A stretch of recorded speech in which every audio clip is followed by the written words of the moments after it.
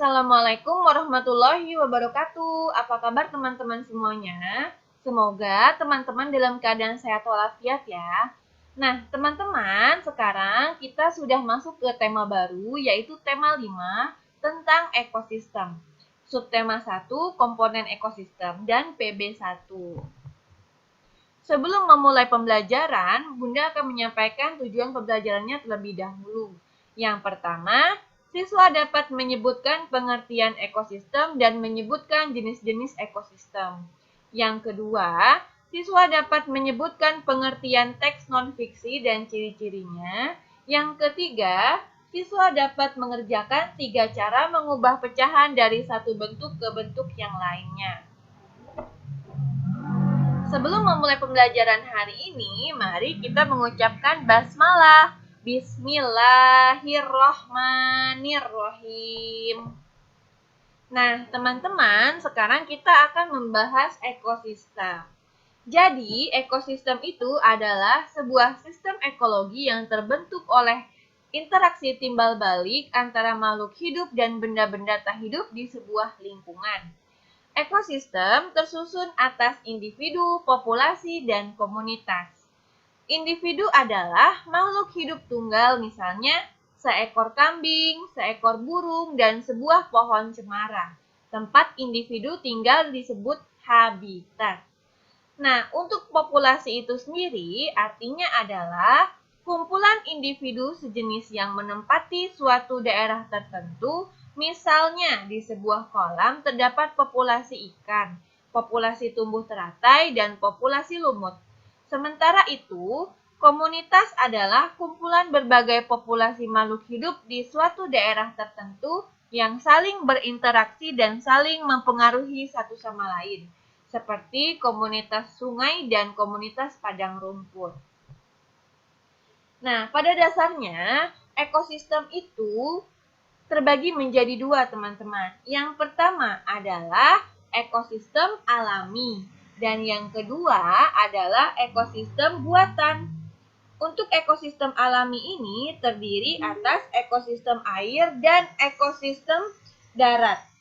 Ekosistem air terdiri atas ekosistem air tawar dan ekosistem air asin.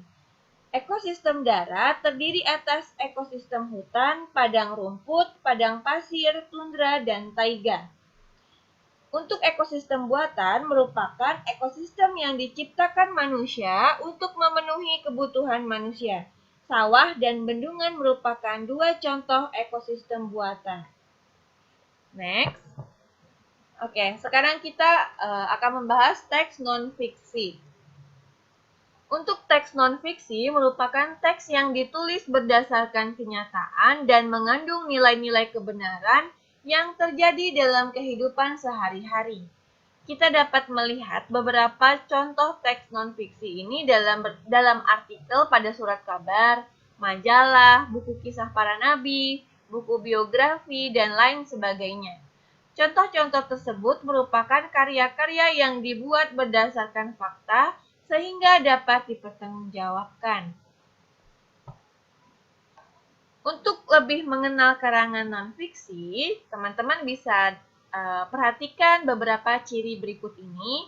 Yang pertama, biasanya berbentuk tulisan ilmiah populer, laporan, artikel, futur, skripsi, tesis, disertasi, makalah, dan sebagainya. Yang kedua, karangan non-fiksi berusaha mencapai taraf objektivitas yang tinggi, berusaha menarik dan mengunggah nalar atau pikiran pembaca. Dan yang terakhir, bahasa bersifat denotatif dan menunjuk pada pengertian yang sudah terbatas sehingga tidak bermakna ganda. Nah, di sini teman-teman Bunda punya contoh teks fiksinya itu, yaitu tentang persahabatan. Bunda baca ya. Namaku Mary, asal Surabaya. Aku adalah mahasiswi semester 4 jurusan manajemen keuangan. Di masa SMA dulu, aku memiliki seorang teman baik yang setia berbagi suka dan duka selama 3 tahun di SMA tersebut. Namanya Tia. Sebenarnya, dia memang sahabatku sejak sekolah dasar. Hanya saja, ketika masuk tingkatan menengah, kami berpisah sementara sebab berbeda sekolah. Namun ketika SMA kami bersama kembali. Tetapi kebersamaan yang indah tak pula bertahan lama. Aku dan Tia kembali dipisahkan karena berbeda perguruan tinggi. Dia melanjutkan studi ke ibu kota, sedangkan aku bertahan dan melanjutkannya di kampung halaman. Nah, singkat cerita, 2 tahun berlalu tanpa bertemu sekalipun.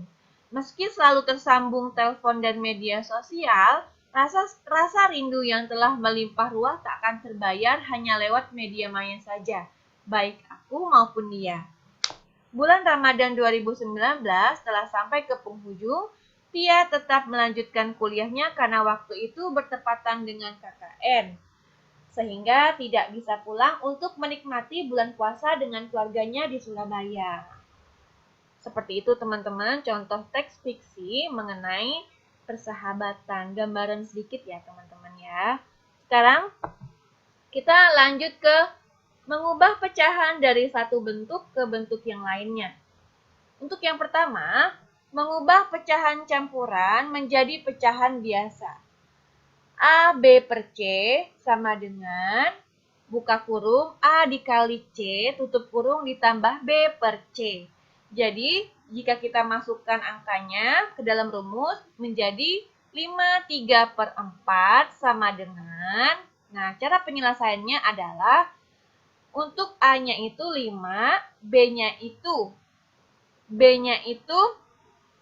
3, lalu C-nya itu 4. Jadi, 5 dikali 4 ditambah 3/4.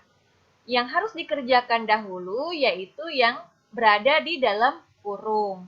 5 dikali 4, 20, ditambah 3/4 menjadi 23/4.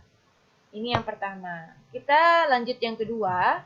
Di sini ada mengubah pecahan biasa menjadi pecahan desimal dan sebaliknya.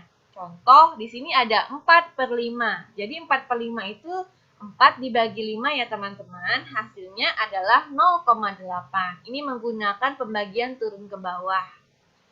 Kita lanjut untuk mengubah pecahan biasa menjadi persen dan sebaliknya.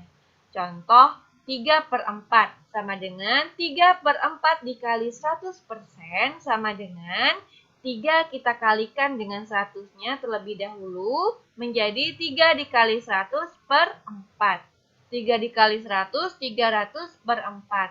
Nah, 300 dibagi 4 hasilnya adalah 75%. Seperti itu teman-teman. Jadi untuk cara kedua dan ketiga ini, maksudnya untuk nomor 2 dan nomor 3 ini, dia ada 2 cara, tapi di sini Bunda hanya menampilkan 1 cara ya teman-teman. Selebihnya itu ada di buku untuk cara yang keduanya. Oke. Nah, di sini kita sambil latihan juga, teman-teman. Untuk pengumpulan tugasnya bisa hari Selasa ya.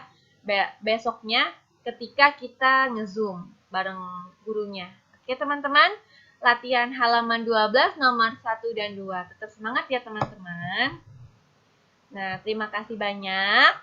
Alhamdulillah, kita sudah menyelesaikan pembelajaran hari ini. Semoga bermanfaat ya, teman-teman. Mari bersama-sama kita mengucap hamdalah. Alhamdulillahirabbil alamin.